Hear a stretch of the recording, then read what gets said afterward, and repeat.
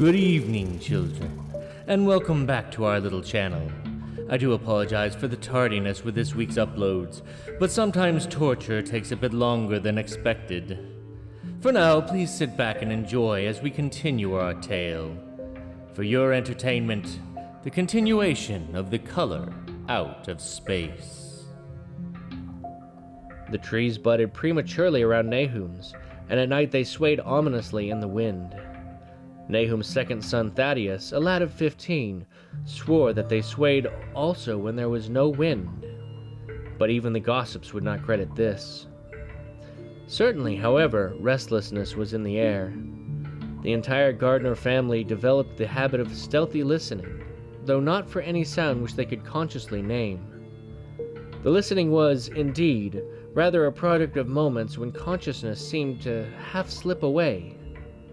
Unfortunately, such moments increased week by week, till it became common speech that something was wrong with all Nahum's folks. When the early saxifrage came out, it had another strange color. Not quite like that of the skunk cabbage, but plainly related and equally unknown to anyone who saw it. Nahum took some blossoms to Arkham and shewed them to the editor of the Gazette, but that dignitary did no more than write a humorous article about them, in which the dark fears of rustics were held up to polite ridicule. It was a mistake of Nahum's to tell a stolid city man about the great overgrown mourning cloak butterflies behaved in connection with the saxifrages. April brought a kind of madness to the country folk, and began that disuse of the road past Nahum's, which led to its ultimate abandonment. It was the vegetation.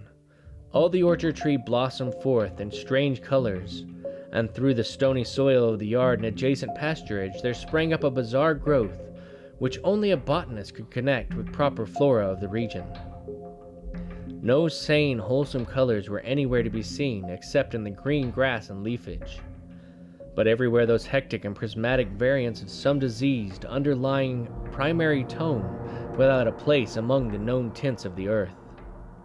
The Dutchman's breeches became a thing of sinister menace, and the bloodroots grew insolent in their chromatic perversion. Ami and the gardeners thought that most of the colors had sort of a haunting familiarity, and decided that they reminded one of the brittle globule in the meteor. Nahum plowed and sowed the 10-acre pasture and the upland lot, but did nothing with the land around the house. He knew it would be of no use, and hoped that the summer's strange growths would draw all the poison from the soil. He was prepared for almost anything now, and had grown used to the sense of something near him waiting to be heard. The shunning of his house by neighbors told on him, of course, but it told on his wife more. The boys were better off, being at school each day, but they could not help being frightened by the gossip. Thaddeus, an especially sensitive youth, suffered the most. In May, the insects came, and Nahum's place became a nightmare of buzzing and crawling. Most of the creatures seemed not quite usual in their aspect and motions, and their nocturnal habits contradicted all former experience. The gardeners took to watching at night, watching in all directions at random for something. They could not tell what. And it was then that they all owned that Thaddeus had been right about the trees. Mrs. Gardner was the next to see it from the window, and she watched the swollen boughs of a maple against a moonlit sky. The boughs surely moved, and there was no wind. It must be the sap. Strangeness had come into everything growing now, yet it was none of Nahum's family at all who made the next discovery. Familiarity had dulled them, and what they could not see was glimpsed by a timid windmill salesman from Bolton, who drove by one night in ignorance of the country legends. What he told in Arkham was given a short paragraph in the Gazette, and it was there that all the farmers, Nahum included, saw it first. The night had been dark and the buggy lamps faint, but around a farm in the valley, which everyone knew from the account must be Nahum's, the darkness had been less thick. A dim though distinct luminosity seemed to inhere in all the vegetation, grass, leaves, and blossoms alike, while at one moment a detached piece of the phosphorescence appeared to stir furtively in the yard beneath the barn. The grass had so far seemed untouced, and the cows were freely pastured in the lot near the house. But toward the end of May, the milk began to be bad. Then Nahum had the cows driven to the uplands, after which the trouble ceased. Not long after this, change in the grass and leaves became apparent to the eye. All the verdure was going gray, and was developing a highly singular quality of brittleness. Ami was now the only person who ever visited the place, and his visits were becoming fewer and fewer. When school closed, the gardeners were virtually cut off from the world, and sometimes let Ami do their errands in town. They were failing curiously both physically and mentally, and no one was surprised when the news of Mrs. Gardenous' madness stole around. It happened in June, about the anniversary of the meteor's fall, and the poor woman screamed about things in the air which she could not describe. In her ravings there was not a single specific noun, but only verbs and pronouns.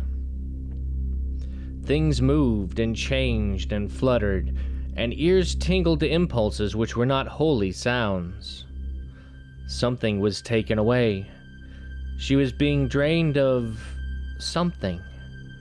Something was fastening itself on her that ought not to be. Someone must make it keep off. Nothing was ever still in the night. The walls and windows shifted. Nahum did not send her to the county asylum, but let her wander about the house as long as she was harmless to herself and others. Even when her expression changed, he did nothing. But when the boys grew afraid of her, and Thaddeus nearly fainted at the way she made faces at him, he decided to keep her locked in the attic. By July, she had ceased to speak and crawled on all fours. And before that month was over, Nahum got the mad notion that she was slightly luminous in the dark, as he now clearly saw was the case with the nearby vegetation. It was a little before this that the horses had stampeded. Something had aroused them in the night, and their neighing and kicking in their stalls had been terrible. There seemed virtually nothing to do to calm them, and when Nahum opened the stable door, they all bolted out like frightened woodland deer. It took a week to track all four, and when found, they were seen to be quite useless and unmanageable. Something had snapped in their brains, and each one had to be shot for its own good. Nahum borrowed a horse from Ami for his haying, but found it would not approach the barn. It shied, balked, and whinnied, and in the end he could do nothing but drive it into the yard while the men used their own strength to get the heavy wagon near enough to the hayloft for convenient pitching. And all the while the vegetation was turning gray and brittle. Even the flowers whose hues had been so strange were graying now, and the fruit was coming out gray and dwarfed and tasteless. The asters and goldenrod bloomed gray and distorted, and the roses and zinnias and hollyhocks in the front yard were such blasphemous-looking things that Nahum's oldest boy Zenos cut them down. The strangely puffed insects died about that time, even the bees that had left their hives and taken to the woods. By September, all the vegetation was fast crumbling to a grayish powder, and Nahum feared that the trees would die before the poison was out of the soil. His wife now had spells of terrific screaming, and he and the boys were in a constant state of nervous tension. They shunned people now, and when school opened the boys did not go. But it was Ami, on one of his rare visits, who first realized that the well water was no longer good. It had an evil taste that was not exactly fetid, nor exactly salty, and Ami advised his friend to dig another well on higher ground to use till the soil was good again. Nahum, however, ignored the warning, for he had by that time become calloused to strange and unpleasant things. He and the boys continued to use the tainted supply, drinking it as listlessly and mechanically as they ate their meager and ill-cooked meals, and did their thankless and monotonous chores through the aimless days. There was something of stolid resignation about them all, as if they walked half in another world between lines of nameless guards to a certain and familiar doom. Thaddeus went mad in September after a visit to the well. He had gone with a pail and had come back empty-handed, shrieking and waving his arms, and sometimes lapsing into an inane titter or a whisper about the colors moving down there. 2 in one family was pretty bad, but Nahum was very brave about it. He let the boy run about for a week until he began stumbling and hurting himself, and then he shut him in an attic room across the hall from his mother's. The way they screamed at each other from behind their locked doors was very terrible, especially to little Merwin, who fancied that they talked in some terrible language that was not of this earth. Merwin was getting frightfully imaginative, and his restlessness was worse after the shutting away of the brother who had been his greatest playmate. Almost at the same time, the mortality among the livestock commenced. Poultry turned grayish and died very quickly, their meat being found dry and noisome upon cutting. Hogs grew inordinately fat, then suddenly began to undergo loathsome changes which no one could explain. Their meat was of course useless, and Nahum was at his wit's end. No rural veterinary would approach this place, and the city veterinary from Arkham was openly baffled. The swine began growing gray and brittle and falling to pieces before they died, and their eyes and muzzles developed singular alterations. It was very inexplicable, for they had never been fed from the tainted vegetation. Then something struck the cows. Certain areas, or sometimes the whole body, would be uncannily shriveled or compressed, and atrocious collapses or disintegrations were common. In the last stages, and death was always the result, there would be a graying and turning brittle like that which beset the hogs. There could be no question of poison, for all the cases occurred in a locked and undisturbed barn. No bites of prowling things could have brought the virus, for what live beast of earth can pass through solid obstacles? It must be only natural disease, yet what disease could wreak such results was beyond any mind's guessing. When the harvest came, there was not an animal surviving on the place, for the stock and poultry were dead and the dogs had run away. These dogs, 3 in number, had all vanished one night and were never heard of again. The 5 cats had left some time before, but their going was scarcely noticed since there now seemed to be no mice, and only Mrs. Gardner had made pets of the graceful felines. On the 19th of October, Nahum staggered into Ami's house with hideous news. The death had come to poor Thaddeus in his attic room, and it had come in a way which could not be told. Nahum had dug a grave in the railed family plot behind the farm, and had put therein what he found. There could have been nothing from outside, for the small barred window and locked door were intact, but it was much as it had been in the barn. Ami and his wife consoled the stricken man as best they could, but shuddered as they did so. Stark terror seemed to cling around the Gardners and all they touched, and the very presence of one in the house was breath from regions unnamed and unnameable. Ami accompanied Nahum home with the greatest reluctance, and did what he might to calm the hysterical sobbing of little Merwin. Zenas needed no calming. He had come of late to do nothing but stare into space and obey what his father told him, and Ami thought that his fate was very merciful. Now and then, Merwin's screams were answered faintly from the attic, and in response to an inquiring look, Nahum said that his wife was getting very feeble. When night approached, Ami managed to get away, for not even friendship could make him stay in that spot when the faint glow of the vegetation began and the trees may or may not have swayed without wind. It was really lucky for Ami that he was not more imaginative. Even as things were, his mind was bent ever so slightly, but had he been able to connect and reflect upon all the portents around him, he must inevitably have turned a total maniac. In the twilight he hastened home, the screams of the mad woman and the nervous child ringing horribly in his ears. 3 days later, Nahum lurched into Ami's kitchen in the early morning, and in the absence of his host stammered out a desperate tale once more, while Mrs. Pierce listened in a clutching fright. It was little Merwin this time. he was gone. He had gone out late at night with a lantern and pail for water, and had never come back. He'd been going to pieces for days, and hardly knew what he was about, screamed at everything. There had been a frantic shriek from the yard then, and before the father could get to the door, the boy was gone. There was no glow from the lantern he had taken, and of the child himself, no trace. At the time, Nahum thought the lantern and pail were gone too, but when dawn came and the man had plodded back from his all-night search of the woods and fields, he had found some very curious things near the well. There was a crushed and apparently somewhat melted mass of iron, which had certainly been the lantern, while a bent ball and twisted iron hoops beside it, both half-fused, seemed to hint at the remnants of the pail. That was all.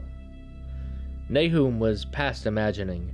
Mrs. Pierce was blank, and Ami, when he had reached home and heard the tale, could give no guess. Merwin was gone, and there would be no use in telling the people around, who shunned all gardeners now. No use either in telling the city people at Arkham, who laughed at everything. Thad was gone, and now Merwin was gone. Something was creeping, and waiting to be seen and felt and heard. Nahum would go soon, and he wanted Ami to look after his wife and Zenas if they survived him. It must all be a judgment of some sort, though he could not fancy what for, since he had always walked uprightly in the Lord's ways so far as he knew. For over 2 weeks, Ami saw nothing of Nahum, and then, worried about what might have happened, he overcame his fears and paid the gardener place a visit. There was no smoke from the great chimney, and for a moment the visitor was apprehensive of the worst. The aspect of the whole farm was shocking. Grayish withered grass and leaves on the ground, vines falling in brittle wreckage from archaic walls and gables, and great bare trees clawing up at the gray November sky with a studied malevolence, which Ami could not but feel had come from some subtle change in the tilt of the branches. But Nahum was alive, after all. He was weak, and lying on a couch in the low-ceiled kitchen, but perfectly conscious and able to give some simple orders to Zenas. The room was deadly cold, and as Ami visibly shivered, the host shouted huskily to Zenas for more wood. Wood, indeed, was sorely needed, since the cavernous fireplace was unlit and empty, with a cloud of soot blowing about in the chill wind that came down the chimney. Presently Nahum asked if the extra wood had made him any more comfortable, and then Ami saw what had happened. The stoutest cord had broken at last, and the hapless farmer's mind was proof against more sorrow. Questioning tactfully, Ami could get no clear data at all about the missing Zenas. "In the well. He lives in the well," was all the clouded father would say. Then there was a flash across the visitor's mind, a sudden thought of the mad wife, and he changed his line of inquiry. "Nabby, why, here she is," was the surprised response of poor Nahum, and Ami soon saw that he must search for himself. Leaving the harmless babbler on the couch, he took the keys from their nail beside the door and climbed the creaking stairs to the attic. It was very close and noisome up there, and no sound could be heard from any direction. Of the 4 doors in sight, only one was locked, and on this he tried various keys on the ring he had taken. The 3rd key proved the right one, and after some fumbling, Ami threw open the low white door. It was quite dark inside, for the window was small and half obscured by the crude wooden bars, and Ami could see nothing at all on the wide planked floor. The stench was beyond enduring, and before proceeding further he had to retreat to another room and return with his lungs filled with breathable air. When he did enter, he saw something dark in the corner, and upon seeing it more clearly he screamed outright. While he screamed, he thought a momentary cloud eclipsed the window, and a second later he felt himself brushed as if by some hateful current of vapor. Strange colors danced before his eyes. and had not a present horror numbed him, he would have thought of the globule in the meteor that the geologist's hammer had shattered, and of the morbid vegetation that had sprouted in the spring. It was as he thought only of the blasphemous monstrosity which confronted him, and which all too clearly had shared the nameless fate of young Thaddeus and the livestock. But the terrible thing about this horror was that it very slowly and perceptibly moved as it continued to crumble. Ami would give me no added particulars to this scene, but the shape in the corner does not reappear in his tale as a moving object. There are things which cannot be mentioned, and what is done in common humanity is sometimes cruelly judged by the law. I gathered that no moving thing was left in that attic room, and that to leave anything capable of motion there would have been a deed so monstrous as to damn any accountable being to eternal torment. Anyone but a stolid farmer would have fainted or gone mad, but Ami walked conscious through that low doorway and locked the accursed secret behind him. There would be Nahum to deal with now. He must be fed and tended, and removed to some place where he could be cared for. Commencing his descent of the dark stairs, Ami heard a thud below him. He even thought a scream had been suddenly choked off, and recalled nervously the clammy vapor which had brushed by him in that frightful room above. What presence had his cry and entry started up? Halted by some vague fear, he heard still further sounds below. Indubitably, there was a sort of heavy dragging, and a most detestable sticky noise as of some fiendish and unclean species of suction. With an associative sense goaded to feverish heights, he thought unaccountably of what he had seen upstairs. Good God, what eldritch dream world was this into which he had blundered? As he dared move neither forward nor backward, but stood there trembling at the black curve of the boxed-in staircase.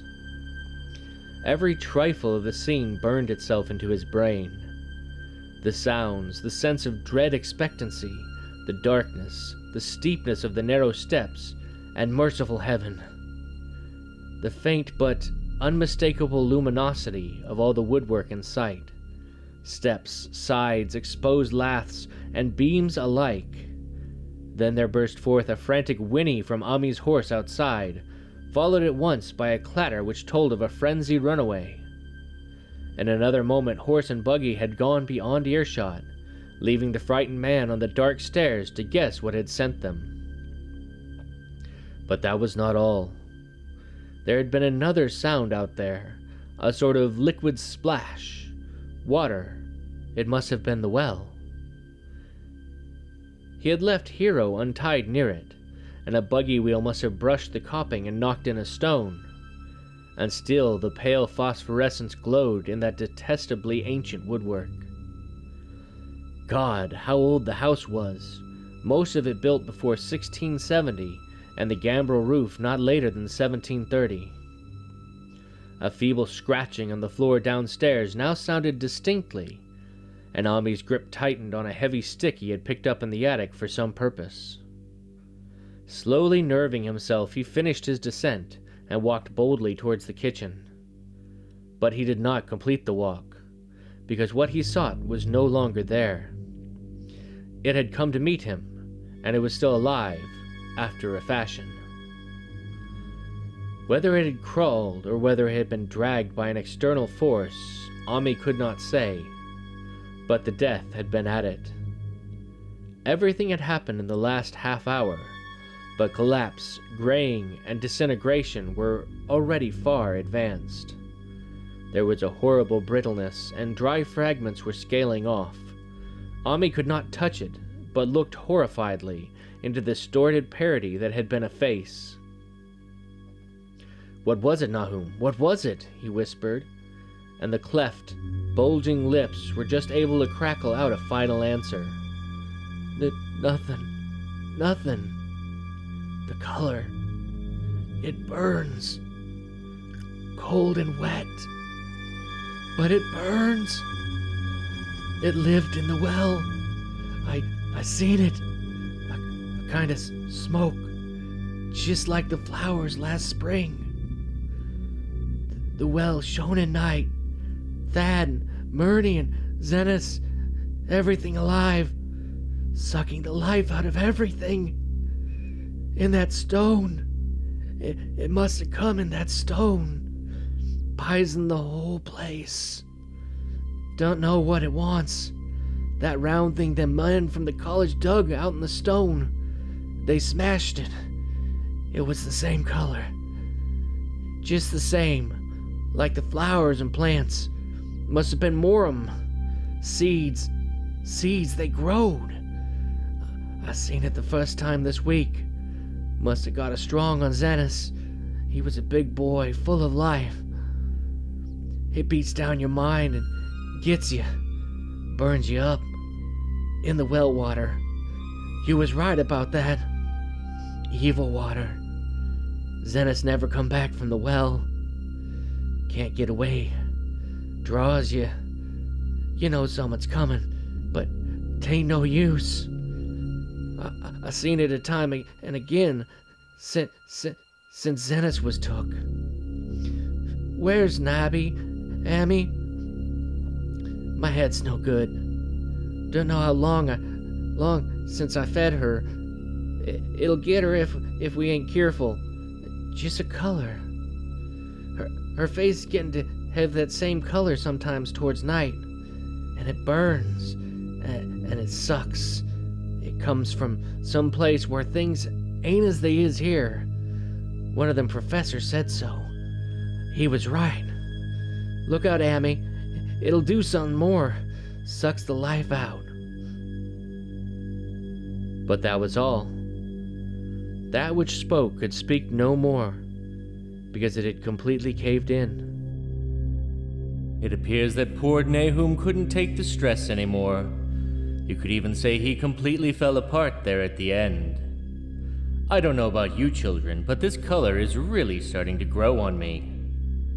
But that is all the time we have for this one. Join me again for the final chapter of this twisted tale. Until next time, good night, children, and stay creepy, my fiends.